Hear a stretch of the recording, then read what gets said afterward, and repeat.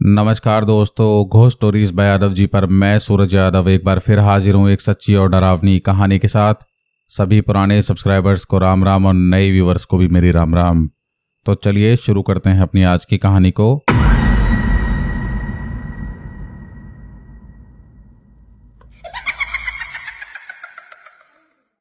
और हमेशा की तरह कहानी शुरू करने से पहले उन सब्सक्राइबर्स के नाम जिनके कमेंट्स इस बार मुझे सबसे ज़्यादा पसंद आए, तो चलिए बिना देरी करे हुए उनके नाम से शुरुआत करते हैं।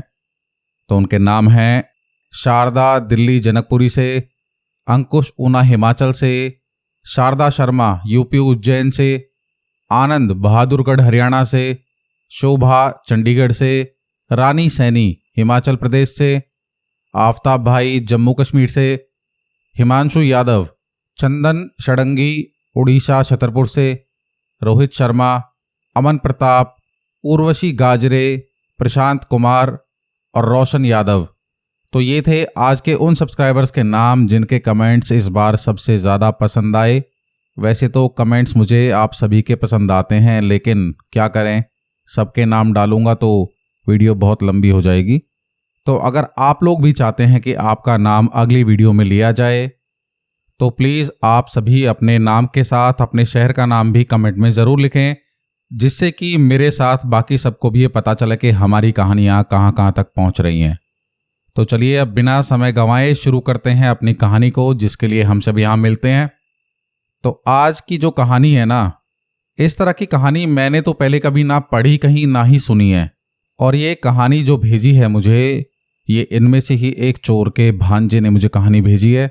तो जब ये कहानी मैंने व्हाट्सएप पर पढ़ी तो मेरे एकदम होश उड़ गए। मैं ऐसा किसी के साथ अगर रियल लाइफ में हुआ है तो उस दौरान उसने क्या फील किया होगा। तो चलिए अब आते हैं अपनी कहानी पर। ये कहानी जो है 3 चोरों के बारे में है वैसे तो, लेकिन जो इसका मेन मुख्य किरदार है वो है बिट्टू नाम का एक लड़का, जिसके घर वाले उसकी हरकतों से इतना परेशान हैं, चोरी चकारी करना, शराब पीना और गलत तरह के लोगों से उसकी दोस्ती है। आए दिन कभी झगड़े, कभी घर पर पुलिस आना, कभी बाहर के लोग आना डराने धमकाने के लिए कि आपके लड़के ने ऐसा कर दिया, कभी पिट कर आना, कभी पुलिस थाना हो जाना। तो इस बात से पता चलता है कि ये परिवार इस लड़के से कितना परेशान है और ये लड़का किस तरह का है। अब इसके माता पिता को सूझती है कि लड़के की शादी करवा देते हैं जिससे शायद ये सुधर जाए, और वो ऐसा करते भी हैं। ये तो चलिए हो गई बात कि इस लड़के के नेचर के बारे में और इसके परिवार की सोच के बारे में कि उन्होंने किस सोच के तहत इसकी शादी करवाई। अब बात कर लेते हैं उन 3 चोरों की। ये दोस्त वोस्त नहीं है, ये सिर्फ प्रोफेशनल चोरी में पार्टनर हैं। ये कुछ इस तरह के लोग हैं कि अगर तू फंसा तो तू जाने और तू फंसा तो तू जाने, मुझ तक बात नहीं आनी चाहिए। इनमें से तीनों ने आज तक एक दूसरे के घर भी नहीं देखे हैं, और ये लोग सिर्फ एक चाय की टपरी पर मिलते हैं जिसको इन्होंने अपना अड्डा बनाया हुआ है मिलने के लिए और प्लानिंग करने के लिए। तो आज फिर से ये तीनों लोग मिलते हैं। इनके नाम मैं आपको बता दूं, दरअसल नाम लेने के लिए तो असली नाम लेने के लिए तो मना करा है जिन्होंने ये कहानी हमें भेजी है। जगह का नाम भी नहीं बता सकता, क्योंकि जब ये सब्सक्राइबर मेरी कहानी सुनेंगे और उन्हें पता चलेगा कि मैंने असली नाम लिया है तो उन्हें बुरा लगेगा, और हो सकता है उन्होंने मुझे असली नाम दिया ही ना हो। तो इनके नाम रख लेते हैं बिट्टू, सोनू और नितिन। बिट्टू वो लड़का है जिसके बारे में मैंने आपको बताया कि इसका परिवार इससे बहुत ज़्यादा दुखी है। अब आज मिलते के साथ ही बिट्टू को और सोनू को नितिन बताता है कि यार ऐसा है, मैंने एक घर देखा है और वो घर थोड़ा सा कॉलोनी से बाहर है, जिसकी वजह से शायद वहाँ कोई रात वात को भी नहीं आता है, और वो लगभग 1-1.5 साल से बंद है। मैं उस पर बहुत दिनों से नज़र रख रहा हूँ, और मैंने कभी राह चलते लोगों से पूछा तो पता चला कि ये घर 1-1.5 साल क्या हो सकता है, उससे ज़्यादा पहले से भी बंद है, लेकिन मेरी नज़र उस पर पिछले काफ़ी टाइम से है। तो अगर तुम कहो तो हम आज रात को चलकर वहाँ हाथ साफ कर सकते हैं। और तुम्हें याद है ना, पिछली बार ऐसे ही एक घर में हाथ मारकर हमारा कई महीनों का जुगाड़ हो गया था। तो क्या कहना फिर तुम सबका। तो बिट्टू और सोनू जो हैं वो 1 सेकंड में ही राजी हो जाते हैं। बोला यार इतना बढ़िया मौका, इतना अकेले में मकान अगर मिल रहा है कहीं तो क्या ही दिक्कत है। तो डन, फिर शाम को मिलते हैं। और एक काम करना, शाम को सब अपने साथ टॉर्च वगैरह लेते आना। और नितिन देख, तेरा काम है, तू एक रिक्शा लेता हुआ आएगा। पिछली बार जैसे फिर दिक्कत हुई थी ना, थैलों में भरकर कहाँ तक भागेंगे सामान को, ज़्यादा सामान होगा भारी भरकम, तो रिक्शे में डालकर अपने अड्डे पर खड़ा कर देंगे और आराम से धीरे धीरे करके बेचेंगे। तो शाम को सारी तैयारियां करने के बाद ये लोग चल देते हैं रात को लगभग 1:30-2 बजे चोरी करने के लिए, क्योंकि ये बिल्कुल परफेक्ट टाइम होता है चोरों के लिए, क्योंकि जितना भी लेट सोने वाला इंसान है वो इस समय तक तो सो ही जाता है। और ऊपर से ये जो घर है ये है बिल्कुल रिहायशी एरिया के बिल्कुल बाहर। अब एक बात और है इस घर के लिए खास, कि यहां पर लोग ज्यादा आते जाते क्यों नहीं है रात को। तो वजह यह है कि इस घर के लगभग 100 मीटर के आसपास शमशान घाट और कब्रिस्तान दोनों हैं। तो इस वजह से भाई कौन ही आएगा ऐसी जगह। तो जब किसी ने ये घर बनाया होगा पहले के ज़माने में, तो ये जगह होगी नहीं होगी पता नहीं इस बारे में, लेकिन इस वजह से ही लोग यहाँ पर रात को नहीं आते हैं। अब घर के सामने पहुंचते के साथ ही सोनू और बिट्टू बोलते हैं नितिन से कि अबे आधी अधूरी बात क्यों बताता है तू हमें। तो नितिन बोलता क्या हो गया भाई, मैंने तेरे को क्या नहीं बताया। बोला तू घर बोल रहा था, ये तो कोठी निकली, ये तो लगभग ऐसा लग रहा है कि 700-800 गज की कोठी है। अरे यहां तो बहुत माल होगा, लेकिन यार ऐसी जगहों पर गार्ड वार्ड रख देते हैं बड़े लोग, तो तूने चेक कर लिया ना यहाँ कोई गार्ड नहीं है और रात को नहीं आता कोई चौकीदार। तो बोला तू टेंशन मत ले, मैंने सब प्लान बना रखा है और सब चेक्ड है। इतने दिन से मेरी नजर इस घर पर ही है, कोई नहीं आता यहाँ पर। रात को 10 बजे के बाद ही नहीं आ रहा और अभी तो 2 बज रहे हैं लगभग। ज्यादा बातों में टाइम वेस्ट मत कर और चल अंदर घुसते हैं। अब जैसा मैंने आपको बताया कि 800-850 गज का घर, बल्कि कोठी कहेंगे इसे, तो बाहर लगा हुआ है बड़ा सा लोहे का गेट और फेंसिंग हो रखी है, मतलब चारों तरफ दीवार हैं काफी बड़ी बड़ी, और उसके अंदर गार्डन का एरिया थोड़ा सा, और उसके बाद शुरू होता है घर। तो भाई अपनी चोरों की स्टाइल में ये घुस जाते हैं दीवार फांद कर। अब अंदर क्या है कि क्योंकि इतने टाइम से ये जगह बंद पड़ी है, तो धूल मिट्टी इकट्ठी होने की वजह से और पहले से अंदर गार्डन है तो घास काफी बड़ी बड़ी हो गई है, और रात को ऐसे में इस तरह की घास पेड़ पौधे अपने आप में ही थोड़े से डरावने से लगते हैं। लेकिन चोर उचक्कों को कहाँ इस तरह का डर रहता है, अब वो घुस जाते हैं। अब आती है घर के मेन एंट्रेंस की बारी। मेन एंट्रेंस पर लगभग 8-9 फुट का लकड़ी का दरवाजा लगा हुआ है, कम से कम 6 फुट चौड़ा, और इस गेट में लगा हुआ है काफी बड़ा ताला। अब चोरों के लिए क्या छोटा और क्या बड़ा ताला, ताले तो दरअसल शरीफ लोगों के लिए बनाए गए हैं, चोरों के लिए कहाँ कोई ताला होता है। ये लोग उसमें रॉड वगैरह फंसाकर इसको तोड़ देते हैं और गेट खोलने की कोशिश कर रहे हैं। अब क्योंकि गेट इतना बड़ा है, लकड़ी का गेट है और इतने टाइम से जगह बंद पड़ी है, तो सीलन दीमक इन वजहों से गेट थोड़ा सा जाम हो गया है। बहुत जोर लगाकर गेट खोलते हैं और गेट खोलते ही आवाज वही टाइट दरवाजे की आवाज आती है और बिल्कुल सुनसान, बिल्कुल शांत, पिन ड्रॉप साइलेंस, रात को झिंगुर किर किर कर रहे हैं। और ऐसे में इतने बड़े हॉल में जब इस तरह का दरवाजा खुलता है तो आवाज किस तरह की डरावनी होती है अपने आप में ही। गेट खुलता है, गेट खोलने के बाद ये लोग अपनी टॉर्च जलाकर गेट को अंदर बंद कर देते हैं ताकि बाहर से किसी को पता ना चले कि अंदर कुछ हो रहा है। सिर्फ टॉर्च की रोशनी है। 3 लोगों के पास 3 टॉर्चेस और अपने इनके पास बैग हैं जिसमें कि इनका अपना सामान है। और अब शुरू होता है इस कहानी का वो चैप्टर जिसके बाद इन तीनों चोरों का जीवन एकदम बदल जाएगा। अब बदलेगा किस सेंस में वो लोग आप आगे सुन ही लेंगे। नितिन, सोनू और बिट्टू सब एक दूसरे को बहुत आराम आराम से बात कर रहे हैं कि ऐसा ना हो कि आवाज बाहर चली जाए, कि एक काम कर, तू इधर देख मैं उधर देखता हूं और तू ना पूरे घर का एक बार राउंड मार के आ। तो तीनों लोग अलग अलग चले जाते हैं और मुश्किल से 1-8 मिनट के बाद ही सब लोग वापस आते हैं जल्दी जल्दी देखकर कि हाँ सब ओके है, कोई दिक्कत नहीं है, कोई नहीं अंदर। अब दरअसल जो ये घर है ये 2 फ्लोर का बना हुआ है। तो मैं एक बार आपको ये घर का जो हुलिया अंदर से वो समझा दूं घर में घुसते के साथ ही एक बहुत बड़ा हॉल, जिसमें शायद सोफे रखे हुए हैं, लेकिन सारा सामान वाइट कलर की चादरों से ढका हुआ है कि जैसे कोई कहीं चला जाता है 1 साल 2 साल 3 साल के लिए तो अपने सामान को ढककर चले जाते हैं, उस तरीके से ये सारा का सारा सामान जो है रखा तो हुआ है लेकिन सब ढका हुआ है। हॉल में से ही साइड से सीढ़ियां जाती हैं ऊपर वाले फ्लोर पर, और ऊपर वाला फ्लोर भी पूरा बना हुआ है, और नीचे से ऊपर वाले फ्लोर का कुछ भी नहीं दिखाई देता, सिर्फ सीढ़ियां ऊपर जाती हुई दिखाई दे रही हैं।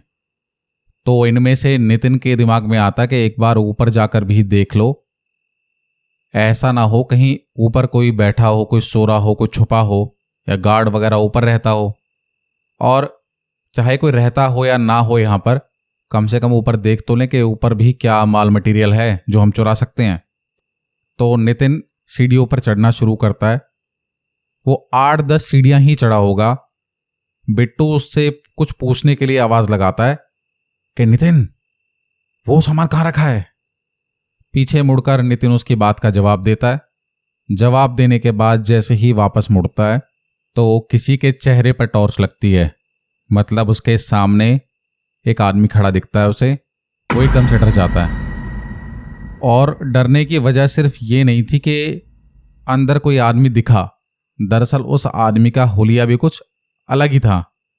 60-65 साल का एक बूढ़ा व्यक्ति, शरीर में काफी मोटा, और दाढ़ी मूछ को इस तरीके से बढ़ी हुई थी जैसे कई सालों से इन्होंने अपनी दाढ़ी मूछ और बाल नहीं कटवाए हैं।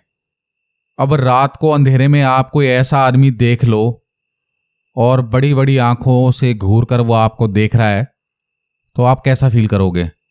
और ऊपर से चोर चोरी करने के लिए आए हैं, तो चाहे भयानक आदमी हो चाहे एकदम जेंटलमैन दिखाई दे, भाई भागेंगे तो है ही ये। तो नितिन चिल्लाता है, बिट्टू सोनू भाग, यहां तो कोई है। और जैसे ही नितिन नीचे की तरफ वापस दौड़ता है सीढ़ियों से, तो वो जो बूढ़ा आदमी था वो हाथ पकड़ लेता नितिन का और बोलता, कहां भाग रहे हो?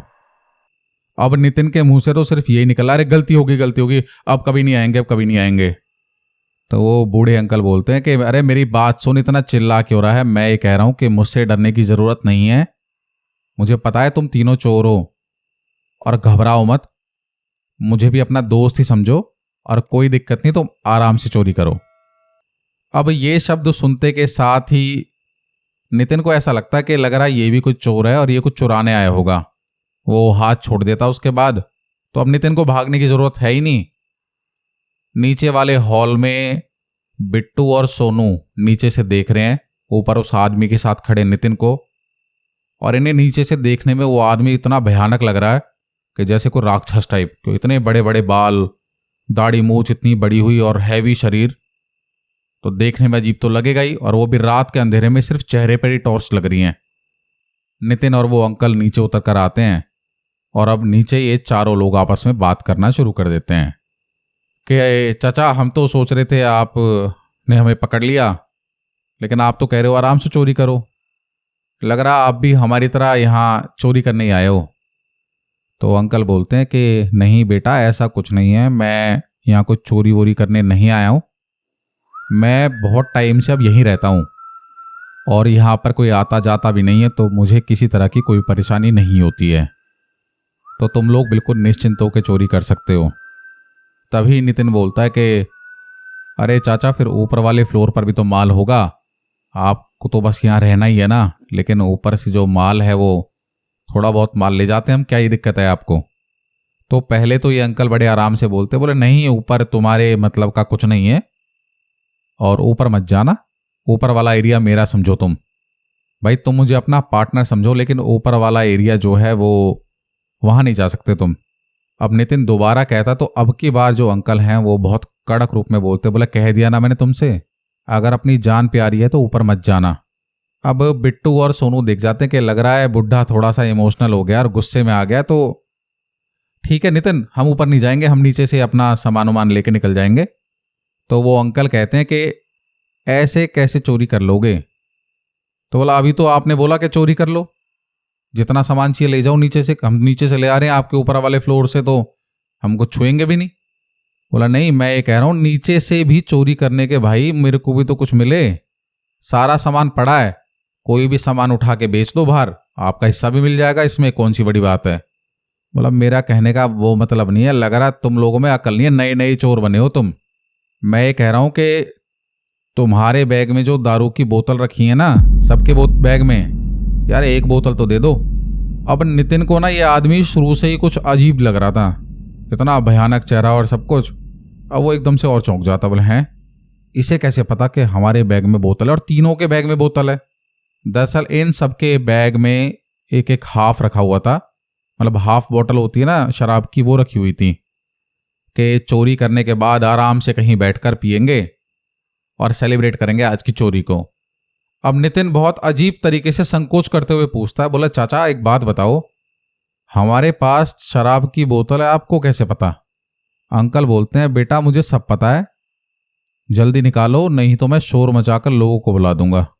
और वो तो अच्छा हुआ कि तुम्हारे पास शराब निकली, शराब मेरी कमजोरी है, वरना अब तक तुम्हारे साथ क्या हो सकता था ये तुम्हें भी नहीं पता है। तो बाकी तीनों ये सब लोग डर जाते, बोला हाँ अंकल आप टेंशन मत लो, ये लो ये लो। तो उनमें से जो नितिन है सबसे पहले वही अपनी बोतल निकाल के देता, बोला ये लो चाचा आराम से पियो। अब जो ये अंकल हैं ये नीचे एक सोफे पर बैठ जाते हैं, शराब का ढक्कन खोला और शुरू हो जाते हैं दारू पीना। तो ये तीनों समझ जाते हैं लग रहा है कोई बहुत तगड़ा बेवड़ा है, इस चक्कर में इसने और कुछ ना मांग के सिर्फ शराब मांगी। तो बोला ठीक है, बोला अंकल आप पियो, हम अपना आराम से ढूंढते हैं सब सामान। तभी नितिन के दिमाग में ना खुराफात उठती है कि एक काम करता हूं, इतना बूढ़ा आदमी है, हो सकता है पुराना पियक्कड़ है, तो हाफ में तो इसका कुछ नहीं होने वाला है। एक काम कर सोनू, तू इसे अपनी बोतल भी दे। सोनू से भी बोतल लेकर जो हाफ है एक और वो दे देता है इसको कि ये लो अंकल आप रज के पियो, कोई दिक्कत नहीं है और टेंशन मत लेना, कुछ और चाहिए हो तो और भी बताना। तो अंकल बोलते ठीक है बता दूंगा मैं तुम्हें। अब नितिन के प्लान ये था कि ये एक बोतल पीकर तो एकदम टुल हो जाएगा, सेट हो जाएगा, और उसके बाद मुझे लगता है ये ऊपर कुछ सामान ऐसा है जो छुपा रहा है, जो कि इसे पता है ऊपर बहुत कीमती सामान है। जब ये उल्टा हो जाएगा उसके बाद जाके आराम से चुरा लेंगे, इसे क्या ही पता चलेगा। अब ये लोग नीचे ही अपना अलग अलग सामान ढूंढ रहे हैं, सबके पास बड़े बड़े थैले, सब सामान भरने में लग रहे हैं। बस लगभग 8-10 मिनट हो गई हैं। वापस आकर नितिन देखता है कि ये जो अंकल हैं इन्होंने एक हाफ खत्म भी कर दिया और दूसरी बोतल खोल के लग रहे हैं फिर दोबारा से। तो नितिन अपने दिमाग में बना लेता कि अब तक तो बुढ़ा सेट हो गया होगा और अब इतने नशे में कहाँ ये रोकेगा और कहाँ हमारे पीछे आएगा। एक काम करता हूँ, साइड से निकलकर एकदम जीने पर भाग के चढ़ जाऊंगा। नितिन भागकर चढ़ जाता है सीढ़ियों से ऊपर। राइट साइड में जो कमरा है उसका गेट खुला हुआ था जहां से ये अंकल निकले थे। अब अंदर अंधेरा और ये टॉर्च जला नहीं सकता, क्योंकि टॉर्च जलाएगा तो वो पीछे अंकल जो है वो नीचे देख लेंगे। अब कमरे के अंदर घुसता है और कमरे के अंदर घुसने के बाद जलाता है अब ये टॉर्च। शायद यही इसकी सबसे बड़ी गलती थी कि ये ऊपर आ गया। सामने इसको दिखाई देता है एक भयानक चेहरा, वही अंकल सामने खड़े हैं जो नीचे बैठकर शराब पी रहे थे अब तक, लेकिन अब की बार इनका चेहरा पहले की तरह नॉर्मल नहीं था बिल्कुल भी। जहां इनका पहला चेहरा जो इन्होंने पहले देखा था नीचे, तो वो एक नॉर्मल इंसान की तरह दिख रहा था। बेशक से ऐसा लग रहा था कि इंसान बहुत दिनों से दाढ़ी मूंछ नहीं कटाए हैं, लेकिन वो था चेहरा तो एक इंसान का ही ना। पर इस बार देखता है ये कि इन अंकल का चेहरा और हाथ और जो भी एरिया इसे खुला दिख रहा है कपड़ों के अलावा, वो ऐसा लग रहा है कि बहुत दिनों से कोई लाश पड़े पड़े सड़ जाती है जैसे, इस तरीके से सड़ा हुआ शरीर, बड़े बड़े बाल, और अब की बार उनकी आंखें सुर्ख सफ़ेद, सिर्फ सफ़ेद आंखें दिखाई दे रही हैं। और ऐसा लग रहा है इनके चेहरे के आसपास आग लगी हुई है जिसमें से धुआं निकल रहा है। मतलब आग ऐसे नहीं कि आग की लपटें उठ रही हैं, लेकिन होता है ना कि थोड़ी सी कहीं चिंगारी लगी हो अंदर, तो धुआं उठ रहा है इनके पूरे चेहरे के आसपास। और वो भयानक चेहरा देखकर एकदम इसके होश उड़ जाते हैं। अब इसकी घिक्की बंद गई एकदम, इसका दिल दहल जाता है, हाथ पैर सुन और चाहकर भी चिल्ला नहीं पा रहा है। सिर्फ इस तरीके से कर रहा है, मतलब डर जाहिर हो रहा है इसको, लेकिन बाहर आवाज नहीं जा पा रही है किसी को भी। पीछे हटता रहता है वो अंकल सामने से। अब वो अंकल तो है नहीं, अब ये जो भी चीज़ है ये आगे आते आते और घुर्राते हुए नितिन की तरफ बढ़ती चली जा रही है। नितिन पीछे एक एक कदम करता हुआ, चेहरा इन्हीं की तरफ है लेकिन वापस मुड़ता चला जा रहा है। जीने पर आकर इसका पैर डिसबैलेंस होता है, नीचे गिर जाता है। और नीचे गिरते ही भाई आवाज़ तो आनी है नीचे गिरने की, और थोड़ा चिल्लाएगा भी अब ये। तो नीचे गिरते ही सोनू और बिट्टू एकदम से आ जाते हैं। बोले क्या हो गया? अब नीचे गिरने के बाद नितिन के सर में और हाथ में चोट लग गई है बहुत तेज, लेकिन इसके जबान से एक शब्द नहीं निकल पा रहा है और सिर्फ ये करहा रहा है और डर रहा है बहुत बुरी तरीके से। और वहीं जब ये बिट्टू और सोनू के पीछे खड़ा हुआ देखता है उन्हीं अंकल को, वही भयानक चेहरा और गर्दन हिलाते हुए कि जैसे वो ये कहना चाह रहे हैं कि अब तू नहीं बचेगा। लेकिन सोनू और बिट्टू को कुछ भी ऐसा फील नहीं हुआ है अभी तक। उन्हें तो ऐसा लग रहा है कि अंकल हमारे पीछे जहाँ पहले बैठे हुए थे और अब खड़े हो गए हैं। उन्हें नॉर्मल इंसान दिख रहा है वो, लेकिन सिर्फ नितिन को ही उसका असली चेहरा दिखाई दे रहा है अभी तक। और वो सिर्फ उनकी आंखें देख देख कर ही डर रहा है ज्यादा। अब उन अंकल की आंखें और उनका चेहरा देख देख कर नितिन की हालत खराब हो रही है, बहुत बुरा हाल हो रखा है इसका। और ये ऐसा लग रहा है इसे दौरा पड़ा है। इसे उठाते हैं बिट्टू और सोनू और बगल में एक 3 पीस सोफा पर लिटा देते हैं कि तू आराम कर इतने, और हम सामान वामान लेकर एक काम करते हैं, आज जल्दी चलते हैं, बाद में कभी देखेंगे। बिट्टू और सोनू चले जाते हैं दूसरे कमरों में और ये अंकल बोलते हैं तुम फिक्र मत करो, मैं इसका ख्याल रख लूंगा।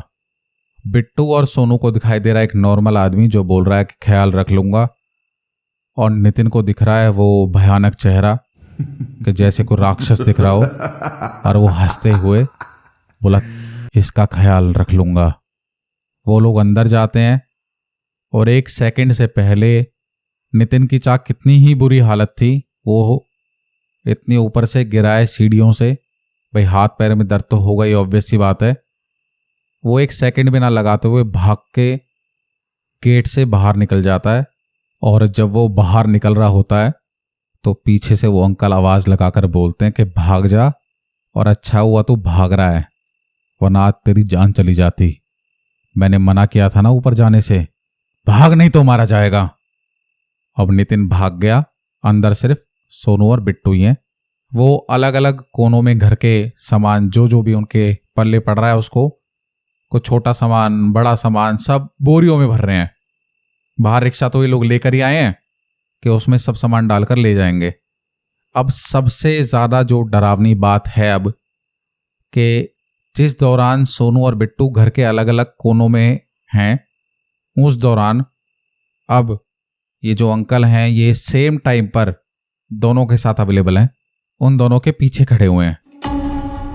अब सोनू और बिट्टू दोनों को एहसास हुआ था कि हमारे पीछे कोई खड़ा है, पीछे मुड़कर देखते तो अंकल। अब अंकल से तो बात हो ही रखी है तो इनसे क्या ही डर, ये तो अपने पार्टनर जैसे हो गए इनके। अब तो सोनू बोलता है कि अरे चाचा तुम क्यों आ गए यहाँ पर, हम अपना काम कर लेंगे, आप आराम से बैठकर अपनी दारू पियो। अब ये अंकल बोलते हैं कि मैंने सोचा तुम्हारी कुछ मदद ही कर दूं। तभी सामने एक ड्रेसिंग टेबल रखा हुआ है, उसके ऊपर भी कपड़ा डाला हुआ है ढकने के लिए उसको। अब दूर से फील हो रहा है कि ये ड्रेसिंग टेबल है। टॉर्च मारकर जब देखी सोनू ने उसके ऊपर तो बोला अच्छा ड्रेसिंग टेबल के अंदर तो लोग कुछ थोड़ा बहुत कीमती सामान भी रखते हैं, एक काम करता हूं इसमें चेक करता हूं। दिमाग में आइडियाज तो घूम ही रहे हैं। अब चोर, उनका दिमाग तो कुछ ऐसे टाइम पर ज्यादा ही तेजी से चलता है।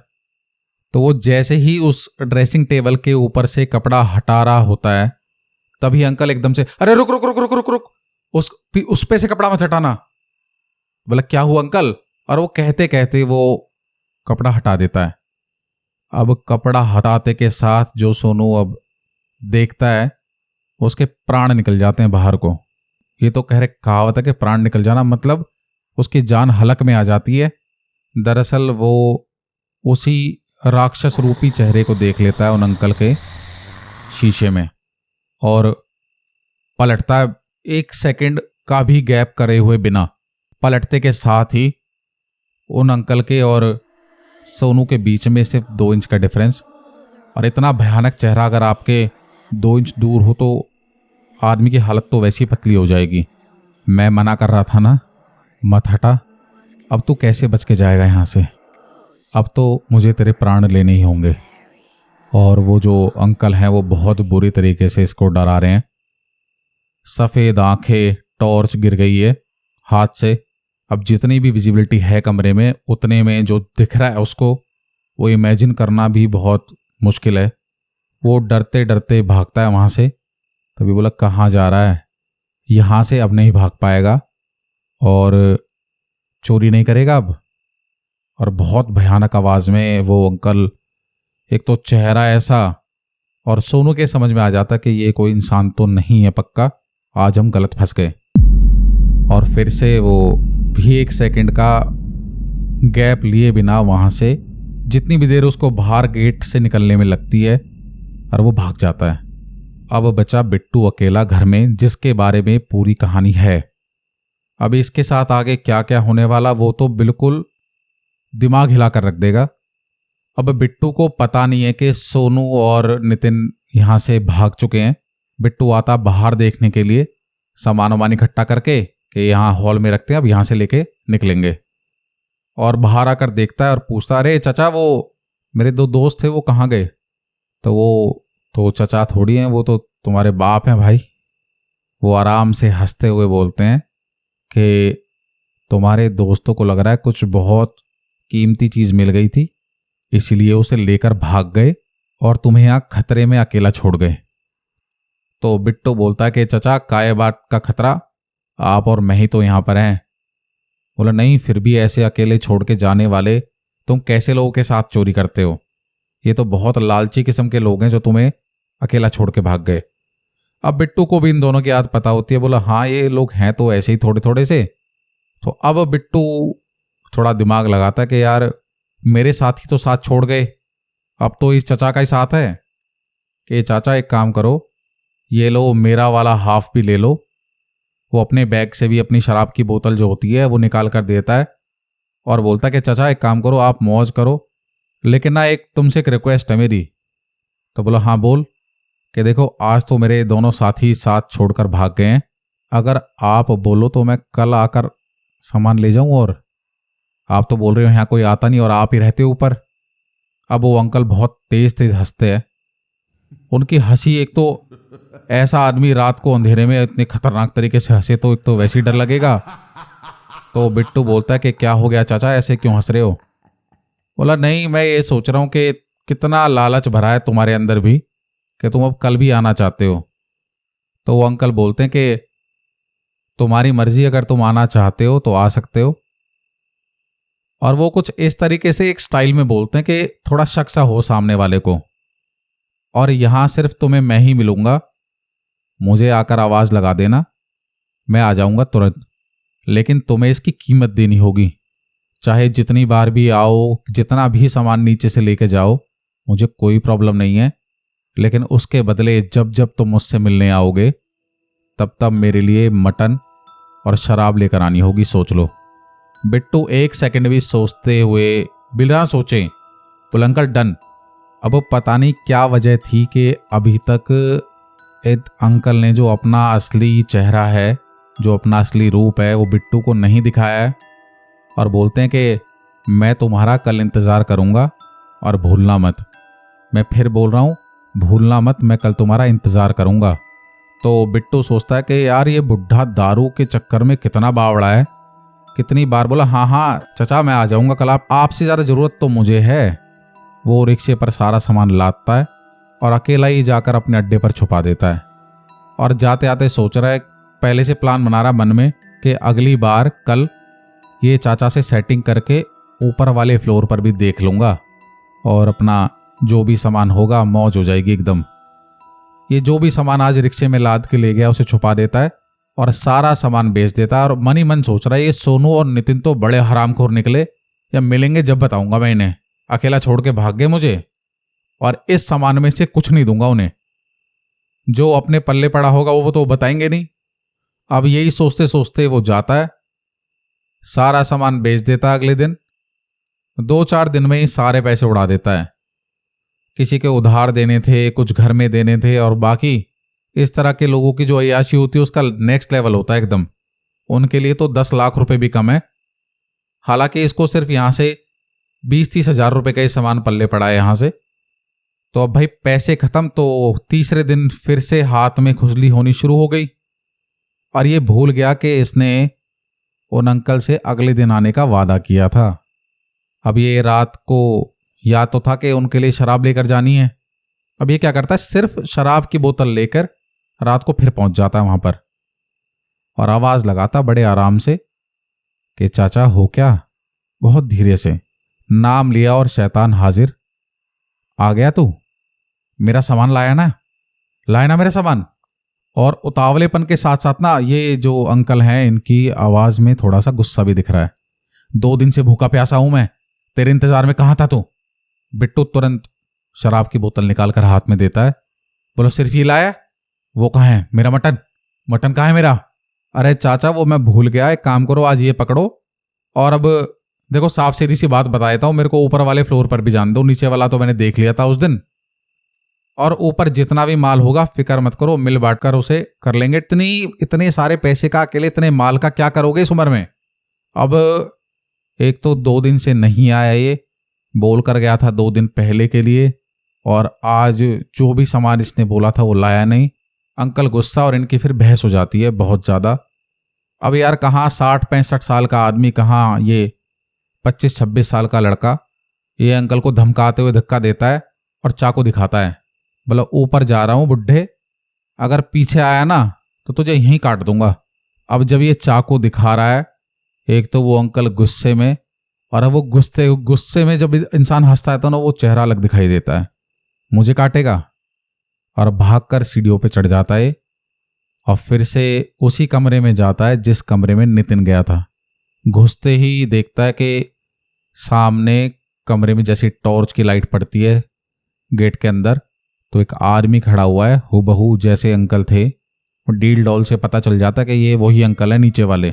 अब इसका दिमाग फ्यूज हो जाता कि मैं यार 25-26 साल का लड़का, वो बुढ़ा 60-65 साल का, मुझसे पहले कहां से चढ़ गया, और सीढ़ी तो यही है। और पास जाता है, बोला चाचा कहां से आ गया इतनी जल्दी? जैसे पास जाता है, चाचा नहीं है वो। चेहरा जब अपना वो असली दिखाता है, वो ही सड़ा हुआ चेहरा, जैसे लाश को किसी ने 2-3 महीने के लिए छोड़ दिया हो और सड़ जाती है। बड़े बड़े बाल, आंखें बिल्कुल सफेद। अब देखते ही बिट्टू चिल्ला पड़ता है, और उसके चिल्लाने के बाद फिर चिल्लाते वो अंकल, जो कि वो अंकल नहीं है, वो दरअसल एक प्रेत है। और वो अपना असली रूप अब दिखाना शुरू करता है, जो कि ना ही उसने नितिन को दिखाया था और ना ही सोनू को। बहुत भयानक, पहले से भी ज्यादा भयानक, क्योंकि उन लोगों ने शायद बदतमीजी नहीं करी थी, लेकिन इसने तो चाकू से मार दूंगा और धक्का वक्का देकर चढ़ा। वादा भी नहीं किया था उसने किसी चीज का उन लोगों ने। अब जोर जोर से घुर्राते हुए धप धप, ऐसा लग रहा है कि कोई बहुत भारी इंसान, जैसे हाथी चलता हुआ आ रहा है सामने से। तुझे कहा था ना, ऊपर गए तो मारे जाओगे। अब जैसे जैसे वो अंकल पास आ रहे हैं, अब इतना भयानक मंजर होता जा रहा है। हाथ में टॉर्च है और टॉर्च अंकल के मुंह पर ही है, उसका हिल भी नहीं पा रहा है वो। अंधेरा, ऐसा अंधेरा, गूंजती हुई घुर्राहट, भयानक सड़ा हुआ शरीर, और आंखें तो सबसे ज्यादा डरा रही थी, और धुआं धुआं सा। वो बिट्टू सिर्फ ऐसे कर रहा है, कुछ नहीं। पीछे होते होते जैसे नितिन गिरा था सीढ़ी से, सेम उसी तरीके से गिरता है बिट्टू भी। नीचे गिरता है भड़बड़ करता हुआ, लेकिन उसे अपनी चोट का ध्यान नहीं है, क्योंकि जो उसने देखा है वो तो समझ गया कि ये कोई भूत प्रेत है। उसे तो सिर्फ अब ये कि बचूं कैसे, और मन में उसके बात बैठ गई है कि ये मुझे मार देगा और मैं बचूंगा नहीं। वो गिरने के बाद भी उठता है और बहुत तेजी से भागने की कोशिश करता है, सामने गेट है कि अगर भाग गया तो बच जाऊंगा। अब ये कोई इंसान थोड़ी है जिससे भागकर तू बच जाएगा।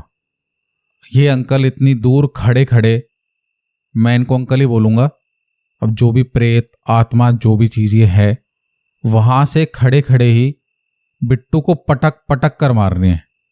कभी बिट्टू सोफे के ऊपर गिरता है, कभी, अब चाहे वो अपने आप गिर रहा है डर के मारे, लेकिन जैसा ये कहानी उसने अपने भांजे को आगे बताई थी उसके हिसाब से उसके शरीर पर उसका कंट्रोल नहीं था और कोई अदृश्य ताकत उसे बार बार धक्का देकर कभी यहां गिरा देती थी, कभी यहां, और उसे ऐसा लग रहा है उसे 10-12 लोग मिलके मार रहे हैं और वो दिख नहीं रहे हैं। तो वो अंकल बोलते हैं कि अब तू चाहकर भी यहां से नहीं भाग पाएगा और भागने की कोशिश तेरी बेकार है। अब इतनी चोट खाने के बाद आप चाहे उस चोट की वजह से कह लो चाहे डर की वजह से कह लो, वो बेहोश हो जाता है। भाई ऑब्वियस सी बात है, इतनी चोट लगेगी इंसान को, कभी यहां पटक रहा है कभी वहां पटक रहा है। जब आंख खुली तो सुबह उसी घर के सामने अपने आप को वो रोड पर पड़ा हुआ पाता है और उसके रात की बात सोचते के साथ ही सुबह भी डर के ऐसे उठता है एकदम, और कुछ समझ में नहीं आ रहा कि रात को क्या हुआ। अब रात को याद कर करके उसकी हालत पतली हो रही है, भागा भागा जाता है अपने घर। अब घर का तो उसका वही हमेशा का ड्रामा कि कहाँ था तू रात को, हरामखोर तू ऐसे चला जाता है। बीवी का अलग कि तुमसे शादी करके मेरा जीवन बर्बाद हो गया है, एक्सेट्रा एक्सेट्रा। अब एक तो उसके साथ जो रात को हुआ उसे वो याद करते करते वो पहले ही सुन हो रखा है, ऊपर से घर में इस तरह की बातें। पर बीवी को फिर भी तरस आ जाता है, वो खाना देती है, बोले एक काम करो खाना वाना खाओ, रात को मुझे पता है कुछ खाया पिया भी नहीं होगा तुमने, सिर्फ दारू पी पी के रह जाते हो। उसे खाना देती है वो, और चुपचाप खाना वाना साइड में छोड़कर वो अपने कमरे में जाकर अपने बेड पर लेट जाता है चादर ओढ़कर। बहुत देर तक सोचता रहता है कि रात को क्या हुआ क्या हुआ। अब थोड़ी देर में लग जाती है उसकी आंख। शरीर बहुत बुरी तरीके से दर्द कर रहा है उसका, कई जगह उसको चोट के निशान भी हैं। अब घर वालों को आदत पड़ चुकी है कि ये कुछ ना कुछ ऐब करके आया होगा या बाहर पिट कर आया होगा, तो वो आदत होने की वजह से वो कुछ कह ही नहीं रहे हैं। बोले ठीक है, पड़ा रहे अपना आराम से कोने में। अब आंख लगते ही उसके सपने में वही प्रेत आता है फिर से, और वही भयानक चेहरा, वही सड़ा हुआ शरीर कि आ गया ना तू अपने घर, तो वो सिर्फ मेरी मर्जी से पहुंचा है अपने घर तक भी, और अब तू जब तक मेरे लिए शराब और मटन लाता रहेगा, जब तक तेरा परिवार जिंदा रहेगा और तू जिंदा रहेगा, नहीं तो मैं सबको मार दूंगा। और अगर तुझे यकीन नहीं होता है तो ये देख। वो अपनी बीवी को बगल में लेटे हुए देखता है और देखता है उसकी बीवी तड़प रही है। जैसे कि आप किसी की सांस रोक लो तो थोड़ी देर बाद उसे कैसा हाथ पैर फेंकेगा इंसान, ऐसा कर रही है वो। उसे सांस नहीं आ रही शायद, क्योंकि इस अंकल ने उसका गला दबा रखा है। ये अपनी आंखों से देख रहा है कि उसका गला दबा रहे हैं, और वो जब इस हालत में हो जाती है कि वो अब मरी, तो जब ही बिट्टू बोलता कि इसे कुछ मत करो, इसे कुछ मत करो, मेरे परिवार को कुछ मत करो, जो तुम बोलोगे मैं वो करूंगा, बस इसे छोड़ दो। वो छोड़ भी देता है और अब खुलती है उसकी असल में आंख। दरअसल जो कुछ भी अभी तक हो रहा था वो सिर्फ सपना था। उठकर देखता है अपनी बीवी को जो घर का ही काम कर रही है कुछ, और पूछता है तुम ठीक हो ना। तो बीवी को बहुत अजीब लगता है, बोला चोट इसे लगी हुई है। हड़बड़ाता हुआ यार मुझसे पूछ रहा, हाँ मैं ठीक हूँ, क्यों क्या हो गया? बोला नहीं कुछ नहीं, बस ऐसे ही पूछ रहा था।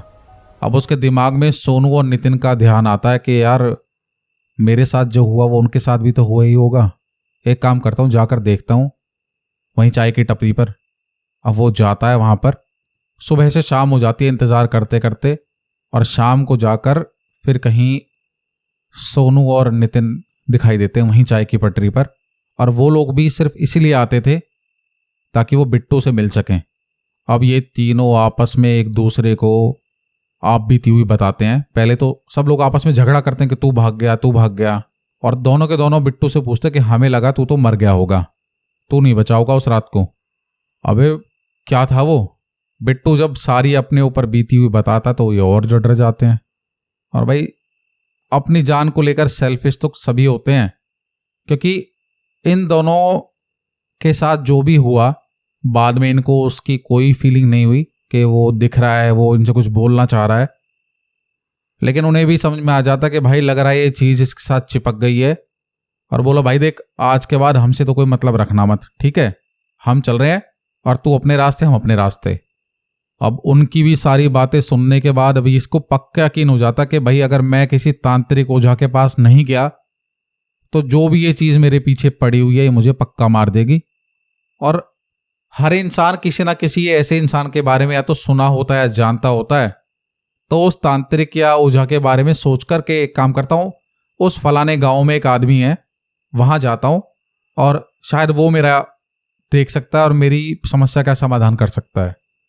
अपनी बाइक उठाता है, क्योंकि बाइक पर आया था घर से भी, बाइक लेता है, स्टार्ट करता है और चल देता है उस तरफ। सोचते सोचते जा रहा है कि वो आदमी मिलेगा, मैं उसे ये बताऊंगा। उसके दिमाग में 100 तरह की 1000 बातें चल रही हैं। अब फिर उसके साथ कुछ ऐसा होता है जो उसने एक्सपेक्ट भी नहीं करा था, कि मेरी सोच तक भी उसको पता है। थोड़ी दूरी बाइक चलती है और उसे ऐसा फील होता है कि जैसे पीछे कोई बैठा हुआ है। होता ना, बाइक पे कोई पीछे बैठे तो वजन फील होता है। उसके कंधों पर हाथ आते हैं, मोटे मोटे हाथ। थोड़ी सी गर्दन और आंखें पीछे मोड़कर देखता है तो देखता है वही अंकल। शाम का टाइम, कोई बहुत ज्यादा रात नहीं हुई है, 6-7 ही बजे अभी तक। और पीछे वही डरावना चेहरा देखकर उसके एकदम होश उड़ जाते हैं। और वो अंकल बोलते हैं कि तांत्रिक के पास जा रहा है ना तू, तुझे मुझसे कोई नहीं बचा सकता। अब जिस चीज का डर आपके दिल में इतना हो और वो आपके पीछे बैठकर और इस तरह की बात हो जाए, बाइक डिसबैलेंस होती है और बिट्टू गिर जाता है। बहुत दूर तक उसकी बाइक स्किड होकर रगड़ती हुई जाती है। अब एक तो पहले से ही वो इतना डरा हुआ है, गिरता है और रोड है भाई, रोड चल रहा है, उसकी जान हलक में आ जाती है एकदम। और जब ही वो अंकल बोलते हैं कि लग रहा है तू ऐसे मानेगा नहीं, और अब की बार तो मुझे लग रहा है तेरी माँ को ही मारना पड़ेगा, जब ही तू समझेगा कि मुझसे पीछा छुड़ाना तेरे लिए नामुमकिन है। और रुक, मैं यहां से ही तेरी माँ को मार देता हूं। मेरे लिए तो ये कुछ भी नहीं है, तेरी माँ तो मेरे लिए कीड़े मकोड़ों के बराबर है। तो माँ का नाम सुनते ही वो, मुझे माफ कर दो, माफ कर दो, जैसा तुम बोलोगे मैं वैसा करूंगा। आसपास 2-4 लोग और खड़े हो गए हैं और वो इस तरह की, भाई सामने उन्हें तो कुछ ऐसा दिख नहीं रहा है और ये इस तरह की बात कर रहा है कि नहीं, उसे माफ कर दो, मेरी माँ को, मैं कुछ नहीं करूंगा, जो तुम बोलोगे वो करूंगा। तो लोग सोचते हैं कि लग रहा है कुछ दिमागी चोट लग गई है इसे, और लोग इतनी हेल्प कर दें वही बहुत है। और थोड़ी बहुत देर में सब एक एक करके वहां से चले जाते हैं।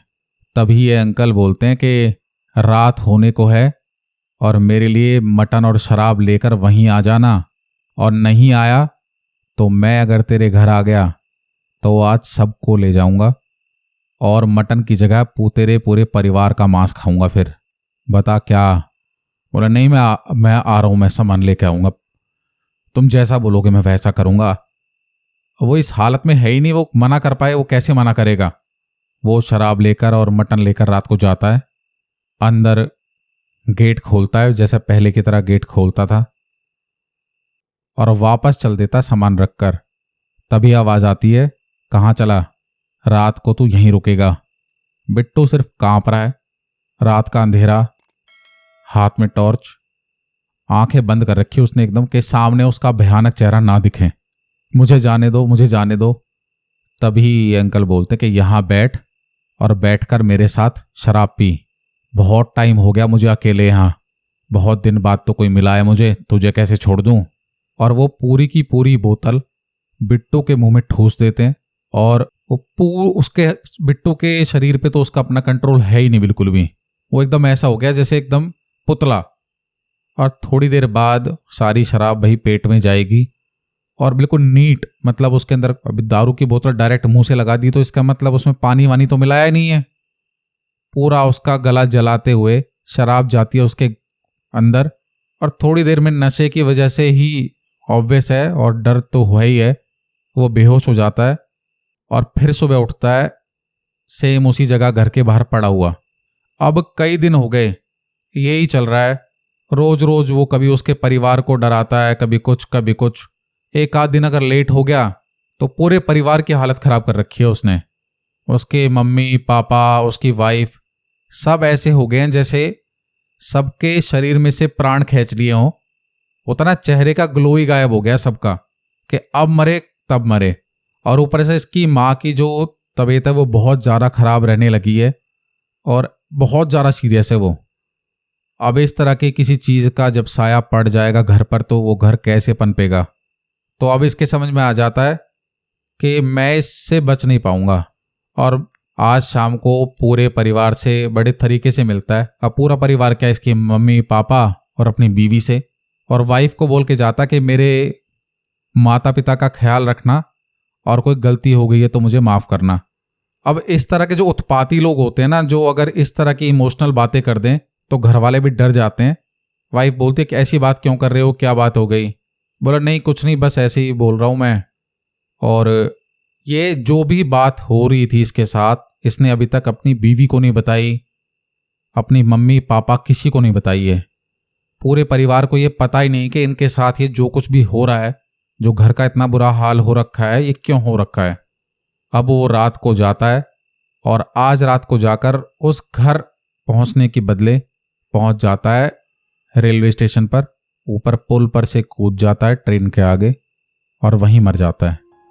अब बात घर तक जब पहुंचती है तो भांजा, जो कि एज में बहुत ज़्यादा छोटा नहीं था, वो पहुंचता है, बाकी घर वाले पहुंचते हैं भी, सब पहुंच जाते हैं वहाँ पर।